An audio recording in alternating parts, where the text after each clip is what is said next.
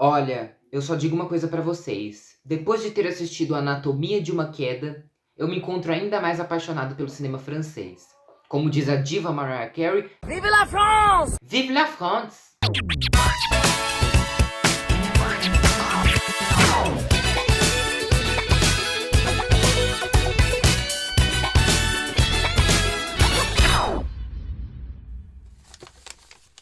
Olá, meus adoráveis! O meu nome é Will, eu sou o adorável cinéfilo, estudante de cinema. Sejam bem-vindos ao meu canal. Agora, neste vídeo especial em que completamos 600 inscritos.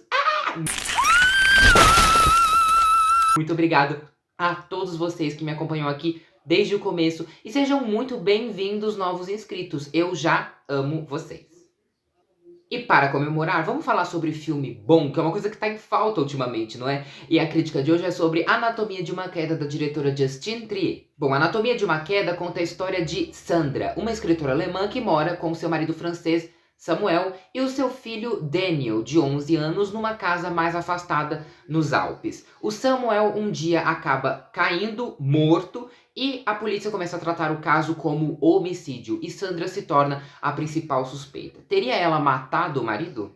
Bom, o filme da Justine Triet, que ganhou o Palma de Ouro 2023, afinal o Festival de Cannes tem que acertar alguma vez, não é verdade? É um filme que tem uma premissa simples, quase que um murder mystery tradicional, mas ele tem muito a dizer, porque ele usa essa premissa simples para trabalhar um mote bem pesado, um mote de que a humanidade é indecifrável, ininteligível. É como se nós não nos conhecêssemos. Se qualquer um de nós tivesse que vir a público, expor sua vida, sua saúde mental e falar sobre seus pensamentos mais obscuros, sobre suas mentiras, sobre suas incongruências, todos nós seríamos considerados culpados de sermos grandes monstros. E esse é o mote fundamental de Anatomia de uma Queda, porque é o que a protagonista Sandra tem que viver no tribunal do julgamento do caso da morte do marido dela. Ela tem a saúde mental e a personalidade dela esmiuçadas, em detalhe, na frente de várias pessoas. Então, assim, família,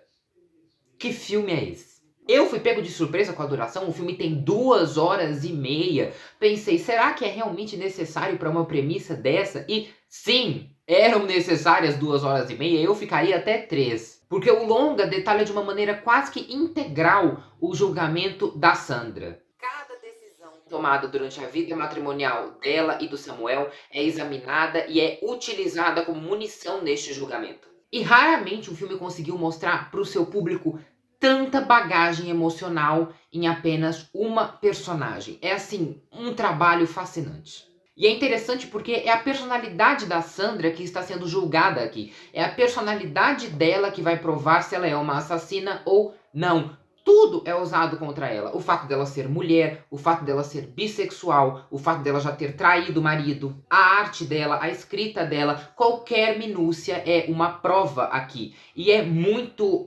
desesperador ver como a mecânica de um julgamento desse tipo funciona. Uma cena interessantíssima que eu gostaria muito de destacar aqui, que é a cena pra mim que comprova este mote do filme, é quando o terapeuta do Samuel é chamado para depor. Uma das principais linhas de argumento da defesa da Sandra é de que o Samuel se suicidou, né? E o terapeuta vem atestar que o Samuel não era suicida, de que ele estava tendo uma grande melhora. E ele fala sobre a personalidade da Sandra, sobre ela ser uma mulher manipuladora, fria, agressiva, sem nem a conhecer. Ninguém que está ali naquele julgamento a conhece. E eles falam dela como se já tivessem visto há anos. E essa cena pra mim é fascinante porque, na verdade, o terapeuta viu apenas o que o Samuel permitiu que ele visse. É uma versão, não é uma verdade. E que personagem fascinante que é a Sandra. Ela é uma mulher bem similar ao ambiente em que o filme se passa, né? Ela é remota, ela é gelada, ela é fria, sisuda, carrancuda, mas ao mesmo tempo ela é uma mulher frágil. A gente vê as fragilidades dela na questão do inglês.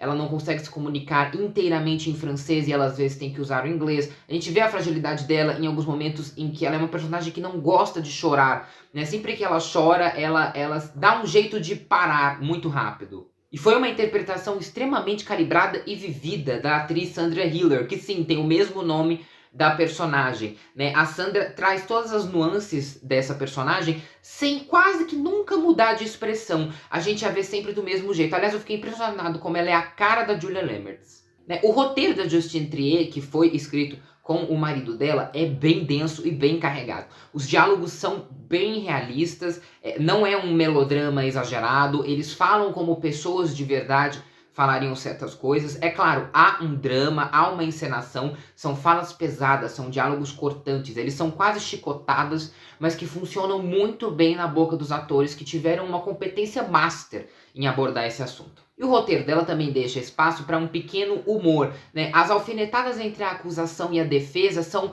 bastante engraçadas, são divertidas, né? O cinema ficou bem, deu bastante risadas. Enquanto observamos a Sandra responder às perguntas incômodas da defesa e da acusação, o trabalho de câmera da Justine Triet é bem incomum. É uma câmera quase que documental. Ela dá zooms repentinos, ela volta, ela acompanha determinados personagens de maneira trêmula. É uma câmera com essa atmosfera documental que eu acho que funciona muito bem. Pode ser um choque de início, mas ela funciona fabulosamente bem aqui.